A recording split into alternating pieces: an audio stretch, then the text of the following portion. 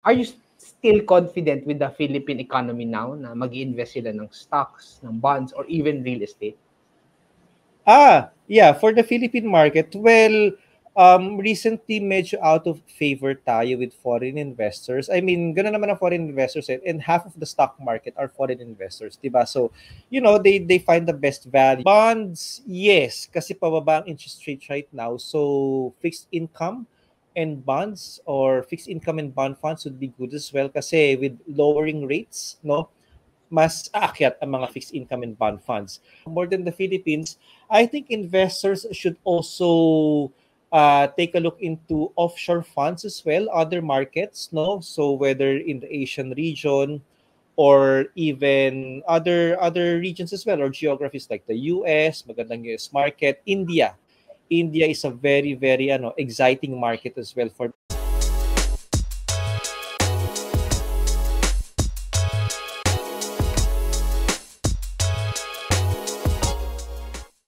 Are you still confident with the Philippine economy now na mag-i-invest sila ng stocks, ng bonds, or even real estate?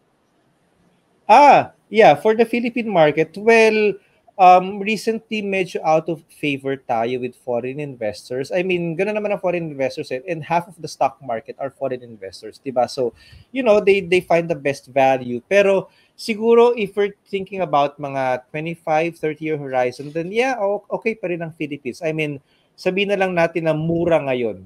Kumbaga parang after the bagyo you pick up the sticks, 'di ba, na nagkalat sa beach. So it's cheap right now. So you can start investing as well sa Philippines and continue investing.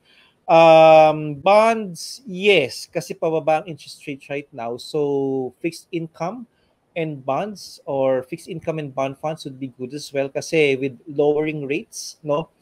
Mas aakyat ang mga fixed income and bond funds. Real estate, yes, good ang real estate sa Philippines as well.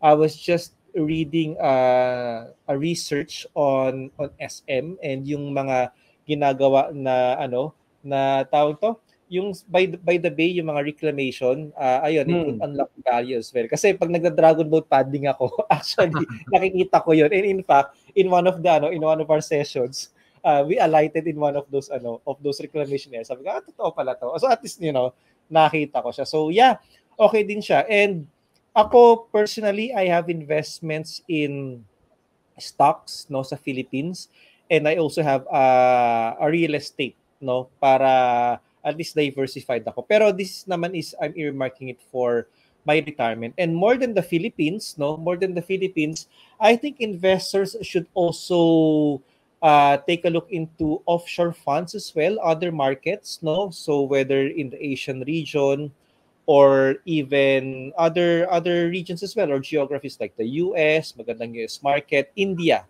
India is a very very exciting market as well for me. So you can also allocate some for them, no, para at least you manage the country risk, no? Kasi ang tawag namin diyan, halimbawa, if the Philippines mababa, at least if you're invested in other geographies, then mahihila yung portfolio mo patas. And of course, kapag it's time for the Philippines to shine again, no? And baka mamaya sila bumaba, then at least, maghihila sila. It would balance out. So I think it's a good thing as well to look into other funds outside of the Philippines para it's a bigger world out there. So balance lang din. Right. The good thing with that is it's at the tip of our fingertips. When you say investing in India, hindi natin kailangan punta sa India. We just need to go to certain platforms and ma-invest natin yung mga funds na nandoon. Speaking of stocks, right? Kasi yung goal natin yung natin maging 10,000 yung sa Philippine Stocks Exchange, di ba? Yung index natin. But if after 20 years, hindi pa rin nag 10,000 and naging 60 years old na sila, what will you do by that? Well, even before that, actually, dapat every year, minomonitor mo yung investment mo sa stock market. Yes, minsan, you can forget. Well, hindi siya talagang forget eh. You know what I mean? Talagang dapat every year, chine-check mo din yung not really the index, but your target amount. Like for example, ang target amount mo for retirement, your magic number is 5 million pesos halimbawa.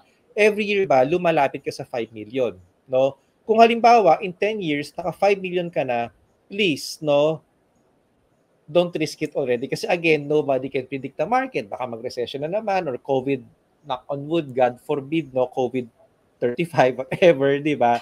Get that 5 million, nalagay mo na sa conservative instrument kasi mahirap na, di ba? But if, for example, talagang 10,000, 20 years,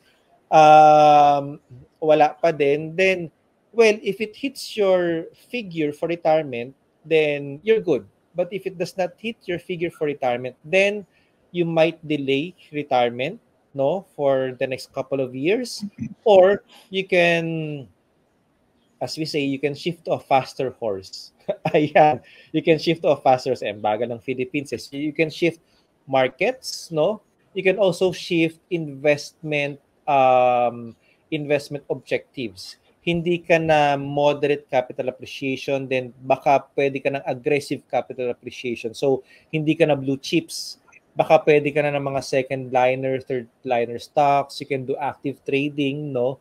As you do with stock smarts, or you can downgrade your retirement, no? Pwedeng before ang retirement money mo is X amount, ibaba mo, either you bring the budget down, or isang maganda diyan is you can retire in the province. Yan, ako, isa sa mga, I think, most underappreciated na retirement strategy, retiring in the province. Kasi, aminin na natin, di ba, NCR, mataas ang bilihin, stress ka pa with all the pollution, di ba? In the province, lower inflation, the food fresher, the air is fresher, and mas mura bilihin. So, yung retirement money natin, mas mapapatagal natin in the province. So, I think our viewers can consider that as well, retiring in the province. Hindi sa tinatapon ko kayo sa